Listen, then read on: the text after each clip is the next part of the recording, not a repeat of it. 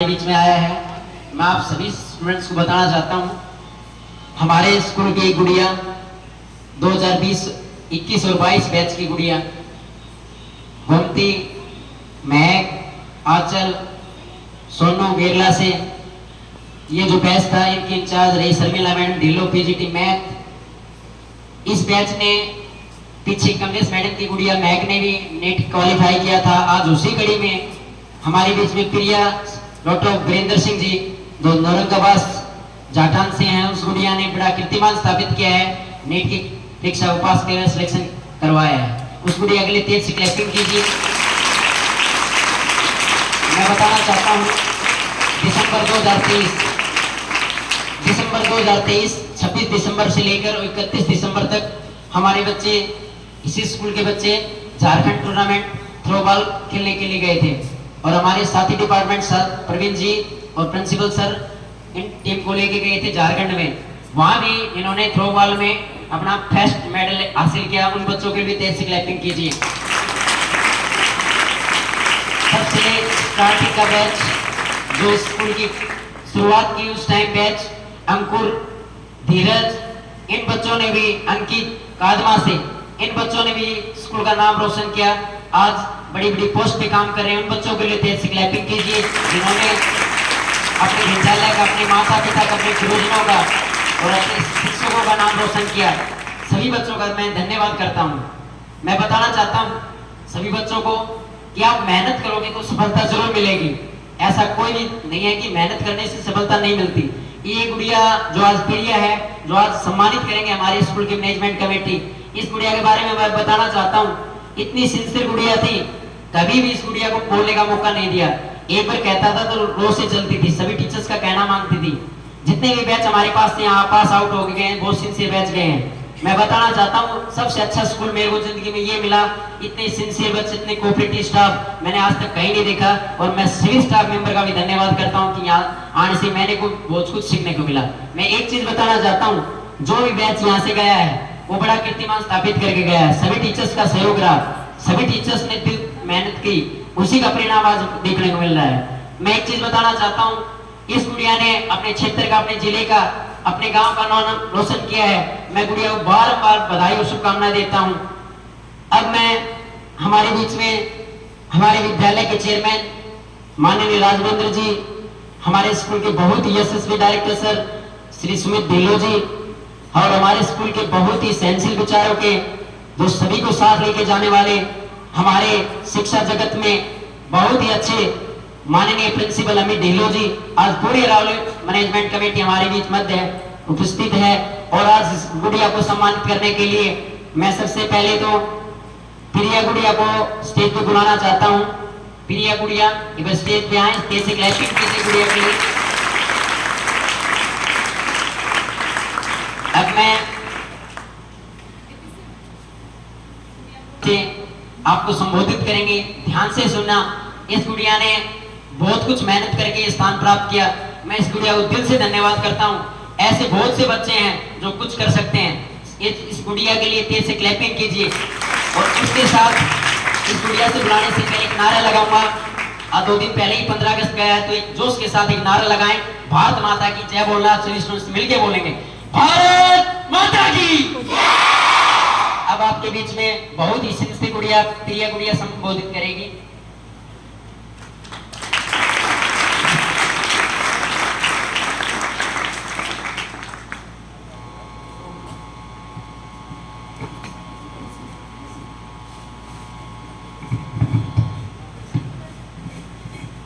First of all, thanks to Aravali management who gave me this opportunity. And good morning all of you. Good morning. I am Priya, who studied here in 2022, 21 to 22 batch. I cleared JEE 2024.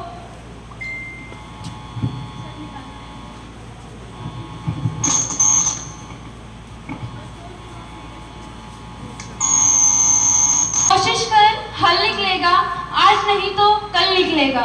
कोशिश कर हल निकलेगा, आज नहीं तो कल निकलेगा। अर्जुन के तीर सा साथ मरुस्थल से भी जल निकलेगा, मरुस्थल से भी जल निकलेगा। मैं कल फल पौधों को पानी दे, बंजर जमीन से भी फल निकलेगा। पौधों को पानी दे, बंजर से भी फल निकलेगा। ताकत जुटा हिम्मत को आग दे, फौलाद का भी बल निकलेगा। जिंदा रख दिल में उम्मीदों को, गरल के समंदर से भी गंगा जल निकलेगा। कोशिशें जारी रख कुछ कर गुजरने की, आज थमा सा है वो चल निकलेगा। देखो, पहली बात तो ये है कि हम किसी चीज को एम करते हो तो उसे सपना बोलना छोड़े। और जैसे कि मेरा एम था आईआईटी का, लेकिन वो मैं नहीं कर पाई क्योंकि उसमें थोड़ी सी कमी रह गई मेरी तरफ से। लेकिन हमें मतलब कि कुछ बच्चों की होती है कि हमें आईआईटी करनी है, और आईआईटी हमें इसलिए एम नहीं करना क्योंकि वहाँ पढ़ाई अच्छी होती है। पढ़ाई तो हर कॉलेज या स्कूल में मिल जाती है। बस अरविंद कृष्णा भी आईआईटीएन थे, लेकिन सत्यानंद अंडेला नहीं भी थे, तो उन्होंने भी कुछ ना कुछ मुकाम हासिल किया है। तो और हमें आईआईटी इसलिए एम करना है क्योंकि आईआईटी टफ है, और टफ बैटल लड़ने में कॉन्फिडेंस आता है लाइफ में।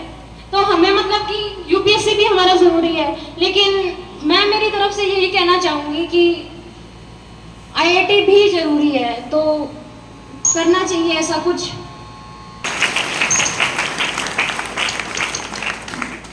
गुड़िया के बहुत धन्यवाद करता हूँ। गुड़िया के लिए तेज क्लैपिंग कीजिए। अब हमारे स्कूल के बहुत ही यशस्वी और लोकप्रिय डायरेक्टर सर को आमंत्रित करना चाहता हूँ कि मुखारबिन से आप भी बच्चों को संबोधित करें। डायरेक्टर सर, तेज क्लैपिंग कीजिए।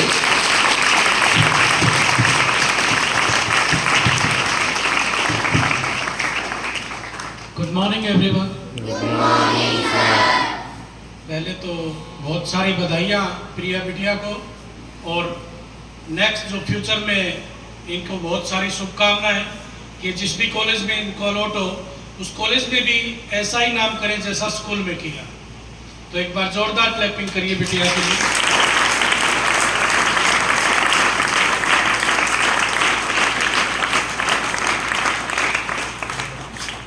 आप सब स्टूडेंट्स जो 9th से +2 अभी पढ़ रहे हैं, हमने स्पेशल इनको इसीलिए बुलाया है कि आप इनको सुनिए, इनका जो एक्सपीरियंस है उससे सीखिए। बेटा 9th से +2 कैरियर क्लास है। 9th से अगर आप सीरियसली स्टडीज करते हैं, यही सिलेबस आपको एक छोटे कॉलेज से लेके और एक बड़े इंस्टीट्यूट तक पहुंचा सकता है।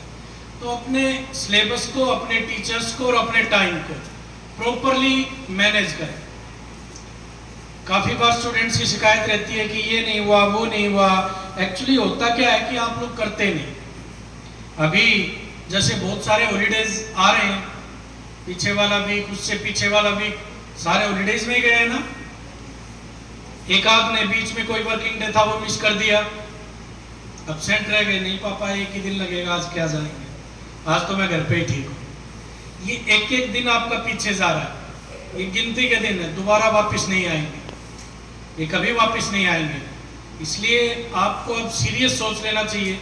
जो बच्चे 9th से +2 बैच में हैं वो अपनी पढ़ाई को सीरियस लें, और कहीं पहुंचने का लक्ष्य आज बनाओगे तो कल वहां पहुंच पाओगे। ये सब इतना आसान नहीं है, ये सब इतना आसान नहीं है। इसने बिटिया ने, प्रिया ने बहुत मेहनत करी है, बहुत मेहनत करके एनआईटी तक पहुंची है। आईआईटी नहीं हुआ तो एनआईटी तक पहुंची है, ये भी एक बड़ी बात है। जब नेशनल इंस्टीट्यूट तक कोई बच्चा एक ग्रामीण अंचल से पहुंचता है ना, तो ये एक बड़ी अचीवमेंट है। और इसको शायद मैकेनिकल ब्रांच मिल रही है जो सदाबहार और टॉप ब्रांचों में रही है। तो एक बार फिर से क्लैपिंग करो बिटिया के लिए। इसके लिए दोबारा क्लैपिंग करने का मौका आएगा जब ये एनआईटी क्लियर करेगी। जब एनआईटी क्लियर हो जाएगा, जब इसका बैच पास आउट होगा और वहां के टॉप 10 में रहेगी, और उसके बाद जब इसकी प्लेसमेंट होगी तो फिर एक बार क्लैपिंग का मौका आएगा और फिर इसको बुलाएंगे। तब तक मैं चाहता हूं कि आप लोगों में से कितने बच्चे एनआईटी, आईआईटी, एनडीए या नेट क्लियर करें। एक बार अगर कॉन्फिडेंस है तो हैंड रेज करके बताइए कौन यहां से अच्छे कॉलेजेस तक जा पाएगा। जो +1 +2 साइंस लिए बैठे हैं, अगला जो टारगेट है ना, मैं अचीव करूंगी और इस स्टेज पे दोबारा मेरा नंबर आएगा। क्या आप में से कोई भी है जो हैंड रेज करके कह सके कि सर मैं क्लियर कर दूंगी इस टेस्ट?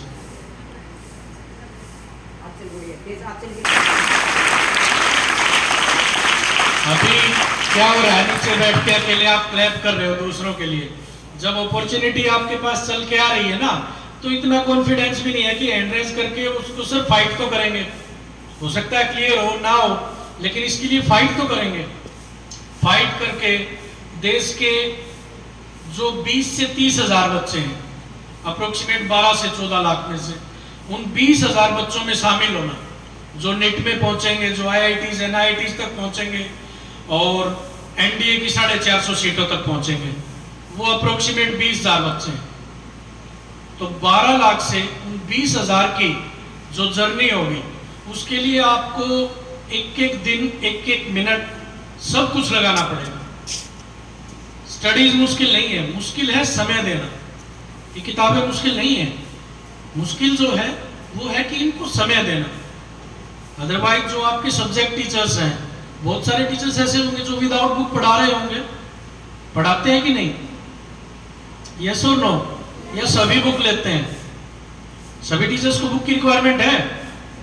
क्यों नहीं है? क्योंकि वो उसी सिलेबस में से 8 से 10 साल लगातार गुजर रहे हैं। बस आपको वही करना है, लेकिन आपको अचीव करने के लिए सिर्फ 2 साल मिले। आपके टीचर को 10 साल मिल चुके हैं, उनका एक्सपीरियंस हो चुका है, वो एक एक पेज का एक एक सम उनकी टिप्स पे है। आपको वो 2 ही साल मिलते हैं। फिजिक्स केमिस्ट्री मैथ या फिजिक्स केमिस्ट्री बायो, आपको वो 2 साल मिलेंगे। उस 2 साल में आप अगर एक एक यूनिट से कम 6 से 7 बार पेज टू पेज 6 से 7 बार अगर गुजर जाएंगे तो सिलेबस टफ नहीं है, फिर सिलेबस ऑन द टिप्स हो जाएगा। उसके बाद सिर्फ आपके अटेम्प्ट पे डिपेंड करता है। अभी कुछ बच्चों को मैं कभी समय देता हूँ या पढ़ाता हूँ, तो देखते हैं कि जिनके टैलेंट, जिनका IQ, इंटेलिजेंस सब कुछ बढ़िया है, लेकिन अटेम्प्टिंग में समस्या है। जो पूछा गया है उसका करेक्ट आंसर देने की बजाय आप आंसर को घुमा देते हैं, और अगर आंसर घुमा हुआ आएगा आपका वहीं पे मार्क्स कटना स्टार्ट हो जाएगा, वहीं पे आपकी डिस्ट्रिक्ट स्टेट पोजीशंस खत्म हो जाएगी। 500 में से 485 नंबर लेना आसान है, बहुत सारे बच्चे लेंगे। आप में से अच्छे बच्चे हैं वो अप्रोक्सीमेट 490 के आसपास पहुंच जाएंगे, लेकिन 495, 496, 97, ये 6 से 7 मार्क्स ऐसे हैं जिसके लिए आपको सब कुछ लगाना, क्योंकि इतना आप अच्छे हैं, आप अच्छे स्टूडेंट हैं, इतना आप कर रहे हैं, लेकिन वो 5 से 6 मार्क्स अचीव करने के लिए आपको दिन रात एक करना पड़ेगा। 10th क्लास तक का जो सिलेबस है, 10th के जो हमारे बैच हैं या 9th क्लास के जो हमारे बैच हैं, उनके लिए सिलेबस कुछ भी नहीं है। गजब का इंटेलिजेंस, गजब की IQ है, सिलेबस आपके लिए कुछ भी नहीं है 10th का।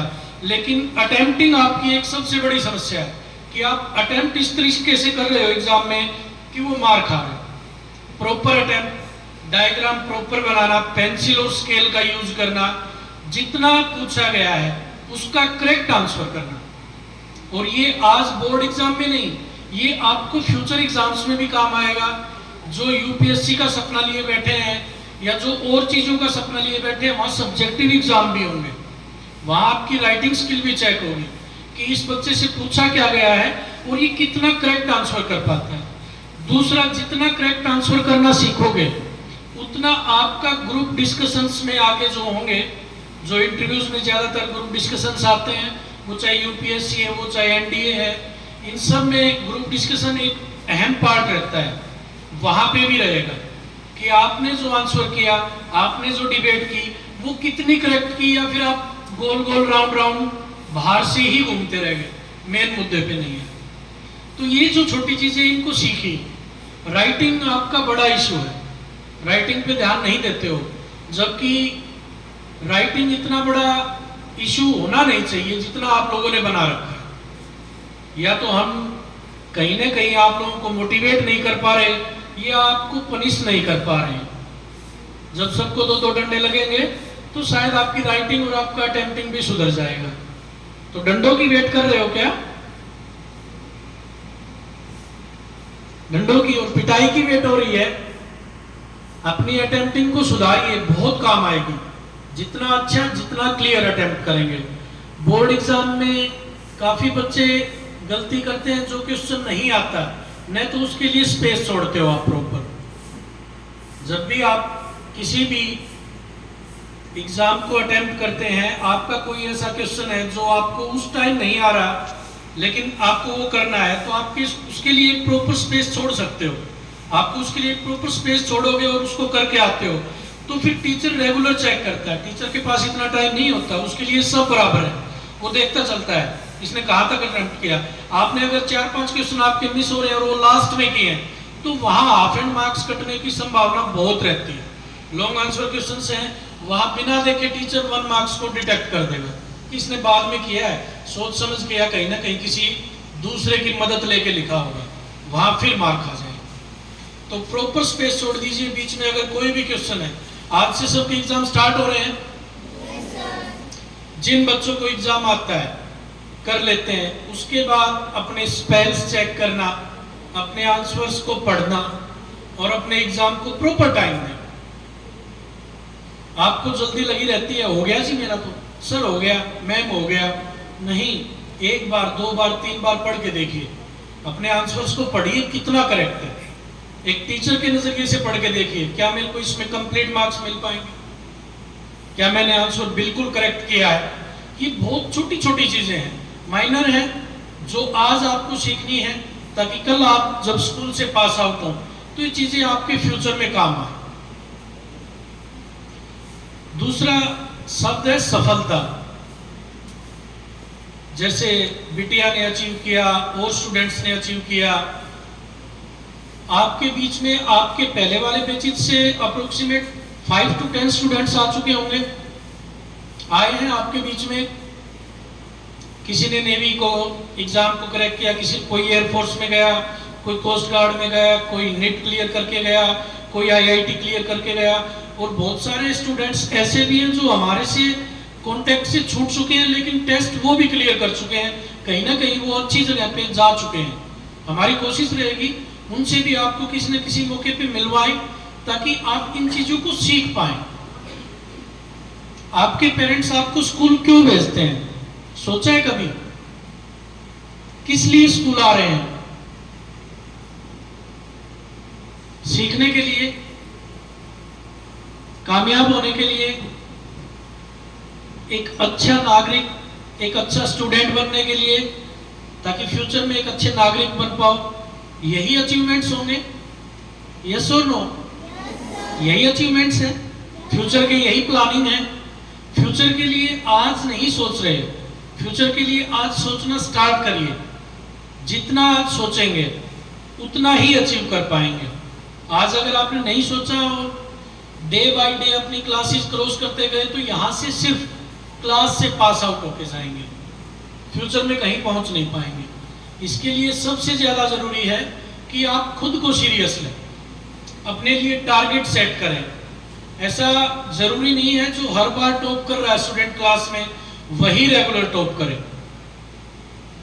जो 4th to 6th 7th 8th position पे आ रहे हैं, वो मन में सोच नहीं रहे हैं कि मैं भी फर्स्ट आ सकता हूं। जो टॉप 10 में है ना क्लास में, उनकी समस्या क्या है कि वो ये मान बैठे नहीं ये आएगी फर्स्ट, या ये लड़का फर्स्ट आएगा। आपने सीरियसली उसको टाइम दिया नहीं और अपनी सोच बनाई नहीं। इंग्लिश में एक लाइन है, where there is a will there is a, जहां पे चाह है वहां पे रास्ते अपने आप तैयार हो जाते हैं। तो आप आज सोचेंगे तभी कुछ अचीव कर पाएंगे। इसलिए हमारी कोशिश रहेगी बार बार उन स्टूडेंट से आपको मिलवाएं जो कंपटीशन एग्जाम्स को क्रैक कर रहे हैं और अच्छी जगह पहुंच रहे हैं। कल को ये बिटिया एनआईटी क्लियर करके जब पहुंचेगी तो इसका नॉर्मल पैकेज 20 लाख का रहेगा। ये नॉर्मल पैकेज रहेगा। अगर कैंपस से इसका प्लेसमेंट होता है तो ये आज का पैकेज है, आज से 4 साल बाद ये 30 लाख के आसपास होगा, 30 लाख पर एनम। अब आप काउंट कर लीजिएगा पर मंथ की कितनी इनकम है। और इनकम के बिना आज कोई पूछता नहीं है। इसलिए कामयाब होना बहुत जरूरी है। हम सब ग्रामीण परिवेश से हैं, हम सब बिलो मिडल या मिडल एवरेज फैमिली से हैं। हमारी income approximate 1 lakh per month से ऊपर है नहीं। बहुत कम स्टूडेंट्स होंगे जिनके परिवार की इनकम इससे ज्यादा हो। तो अपने परिवार को, अपने भाई बहनों को और अपने माता पिता को अगर आगे बढ़ाना है ना, तो आप लोगों को स्टेप उठाने पड़ेगा। आप लोगों को सोचना पड़ेगा कि कल हमें ये एग्जाम क्रैक करना है। और बहुत सारे रास्ते हैं। +2 साइंस के बाद अनलिमिटेड अपॉर्चुनिटीज हैं। आप जेई क्लियर करके IIT NIT जा सकते हैं। जिन बच्चों ने बायोलॉजी लिया है वो नीट क्लियर करके MBBS जा सकते हैं। IIT में ही हिस्सा है बी आर्किटेक्ट, आप आर्किटेक्ट तक जा सकते हैं। इंजीनियरिंग के इतने सारे फील्ड हैं कि आपने उनके नाम भी नहीं सुने होंगे अभी तक। Petrochemical engineering, aeronautical engineering, textile engineering, information technology, electronics and communication, electrical, mechanical, biotech, इतने फील्ड हैं कि आपने नाम भी नहीं सुने होंगे। और उन सब में बढ़िया फ्यूचर है। आप सबने जो नाम सुने हैं वो मैं आपकी नजर में निकाल देता हूं। आप सबने सुना है, कौन सी नौकरियां सुनी है अपने आसपास में? मेरे दादा आर्मी में थे, मेरे पापा पुलिस में हैं, मेरे पापा JBT टीचर हैं। और कौन सी नौकरियां सुनी है प्लीज बताइए, हैंड रेज करके बताइए, मुझे भी नॉलेज हो जाए। कुछ ऐसी नौकरियां होंगी जो मेरी नजर में नहीं है, लेकिन आपके पेरेंट्स ने या हमारे सभी भाई बहन जो आपके पेरेंट्स हैं वो हमारे भाई बहन, उन्होंने अचीव किया है। क्लास 1 ऑफिसर किसी के पेरेंट्स हैं यहाँ पे? एनीवन? कोई ऐसा स्टूडेंट जो ये कह पाए सर मेरे फादर या मेरी मदर क्लास 1 पोजीशन पे है, क्लास A ऑफिसर है कोई? क्लास B पे, क्लास 2 ऑफिसर, लेक्चरर है किसी के फादर, प्रिंसिपल है गवर्नमेंट पोस्ट पे? एनीवन? तो पता लगा आप लोगों को हमें क्या कुछ अचीव करने की जरूरत है। समस्या क्या थी? जब आपके पेरेंट्स आपकी उम्र पे थे, हमारे एरियाज में सबसे बड़ी प्रॉब्लम थी एजुकेशन। अच्छे स्कूल्स का नहीं होना था। गवर्नमेंट जो स्कूल थे बहुत दूर दूर थे। आपके दादा या आपके फादर आज भी बता सकते हैं कि हम पड़ोस के किसी गांव के स्कूल में सीनियर सेकेंडरी स्कूल कम से कम 10-10 गांव में एक थे। तो ये जो समस्याएं रही ये वहां से थी। लेकिन आज आप लोगों के लिए कोई समस्या नहीं है। आज आप लोगों के लिए कोई समस्या नहीं। हर गांव में, हर गली पे, हर सड़क पे आपको कोई ना कोई प्राइवेट स्कूल दिखाई देगा। दिखाई देते हैं? अपने एरिया में बहुत सारे प्राइवेट स्कूल हैं जो खूब मेहनत कर रहे हैं। तो आज आप लोगों के पास ये मौका है। और 9 से +2 में फिर रिपीट करूंगा, ये 4 साल आपके लिए हैं कि आप यहाँ से कुछ अचीव करके जाएं। और आने वाले 10 साल बाद जब हम आप लोगों के बच्चों से पूछें कि किसी के फादर या किसी की मदर क्लास 1 ऑफिसर है, तो वो उठ के बताए कि सर यहीं से पढ़ के गए हैं और मेरी मदर या मेरे फादर क्लास 1 या क्लास 2 ऑफिसर। तो इसके लिए आपको संघर्ष करना पड़ेगा। ये समय आज आपके लिए है। आज हमने जो अचीव करना था, आपके पेरेंट्स ने जो अचीव करना था, वो हम कर चुके हैं। अब मौका आपका है कि आप जिंदगी में कहां तक पहुंचते हैं। तो इन बातों को बेटा बिल्कुल सीरियस लीजिएगा। मेरे सामने लड़के बड़े वाले थोड़े से दूर बैठे हैं, ध्यान से सुनिए भैया। मोहित जी ध्यान दीजिएगा। आज आप लोगों के पास मौका है कि कल आप अपने बच्चों को प्राउड फील कराएं। आज आप अचीव करें, नहीं तो आज से 10 से 15 साल बाद आप लोगों को भी ये प्रॉब्लम फेस करनी पड़ेगी। जब स्कूल में पूछा जाएगा ना आप लोगों के बच्चों से कि आपकी मदर क्या करती है, अब या तो ये बताए हाउसवाइफ है या ये बताए सर क्लास 2 या क्लास 1 ऑफिसर, तो उस बच्चे का सिर बहुत ऊंचा होगा ना।